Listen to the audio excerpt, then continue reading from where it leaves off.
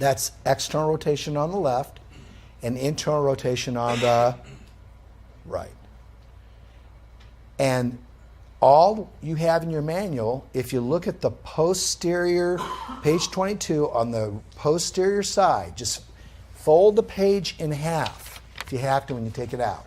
And just study, Carrie, the posterior side. From the posterior perspective, that's what we just went over this morning. And then when it says superior palpable edge, you know that the top of that rib is either going to be going up or down. And then if you turn your body, Stephanie, around and it's facing you, or you back up and you go in front of your patient, everything we just did there would now be what? Reversed. When does torsion increase? When does torque increase? As you go through the end range of the available rib rotation that you're allowed. Torque starts off the minute you rotate.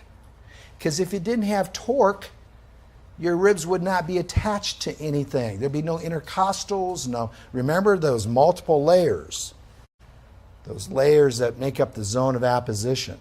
If you didn't have your rib cage and your rib itself laying in soft tissue, you would have no torque. You have ligaments, you have a capsule, you have subchondral bone, you have this cartilage bone, and it's all bone that's going to allow you to feel torque. Why do we need torque? Why is torque and tension necessary? Because it orients you in space. You have to generate a force to overcome it. That increases your stability.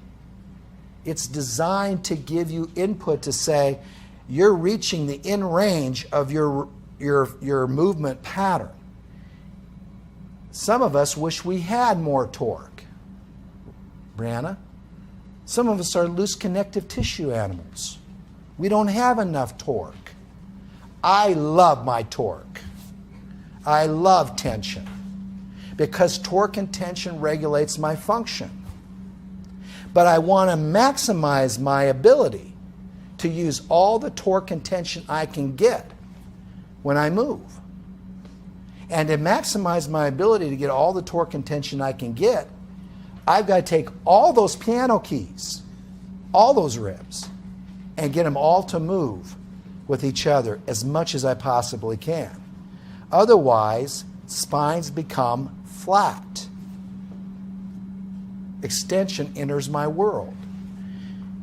Why do you think we have so many ribs? Why do we have ribs? Is it there to protect our organs? Sure it is. Is it there to give your lungs a shield so they don't collapse and get? Sure it is. It's so designed miraculously. There's no one that could possibly come up with a better solution on how to protect and how to get your soft tissue to move without becoming injured.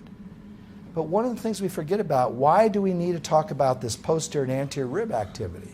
What's the most important thing to remember about it?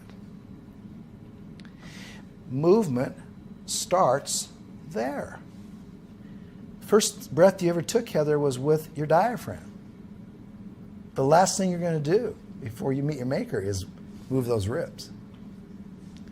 It starts and stops there. And you need to get that in your brain.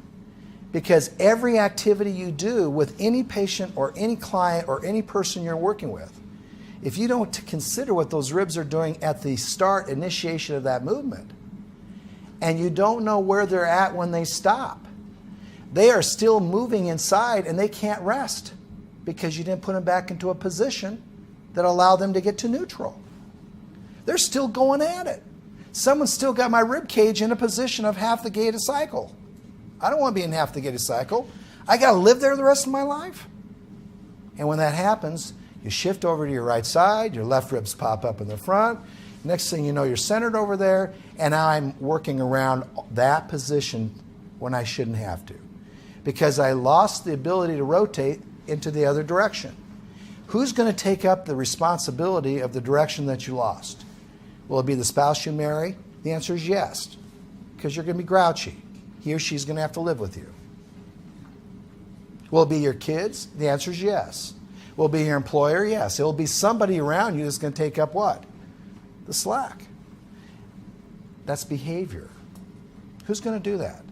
Well, I know someone that should do it. I know somebody that should do it. It should be the ventilatory system saying, I'm here to keep you honest. I'm going to keep you relaxed. I'm going to keep your behavior modified. I'm going to keep you down. All we got to do is work together. We're going to get all those ribs to what? Chad, rotate together. That's why I want to just talk about this rib that's on page 22 from the posterior and from the anterior perspective, which again, I think we all should remember, creates tension and torque so that your appendicular tension and torque, Stephanie, can go down. If your appendicular tension and torque is up, Stephanie, I'm going to look you in the eye and tell you, I don't care what disease you have that made it go up. I don't care what you did musculoskeletally that made it go up. I don't care what you tell me about whatever happened to you by some bad person. I don't care what you tell me. I know inside me that your axial structure is producing that tension because it can't rotate. I also like page 24. When the facets of the thorax joints allows lateral flexion, rotation, and some flexion extension, you probably ought to know how much. Norden does a good job, Frankel Norden. And that is, if you look at the graphs for flexion and extension, lateral flexion and rotation, you'll see that most of our flexion and extension of our system comes somewhere below the diaphragm to the sacrum, and above that first rib up to the occiput. In between, what is it that you really want to master, Chad? Chad? Rotation. That's correct. So if we could master rotation in that thoracic region, we would then minimize the need for us to overextend in the area where we should not be overextending. So I thought that was a pretty cool deal. I like that graph. This is rotation and torque. This is a person who is upwardly rotated on the left, downwardly rotated on the right, and therefore his rib cage is in thoracic rotation to the left. And the torsional influences on him are just the opposite in going which way? Back to the right. So we got to put a program that's going to be neurologically minded and sound, orthopedically correct with regards to spinal vertebral rotation, and alternating activity that represents gait. Those three things we got to put a program together. Otherwise, it's going to be difficult to maintain and feel the success of that program. Okay, let's take a little break. Take about can we do that right now? Is this a good time to do it? Let's take a little break and we'll come back. And I think we'll get right into the AIC tab and get probably into lab. Okay?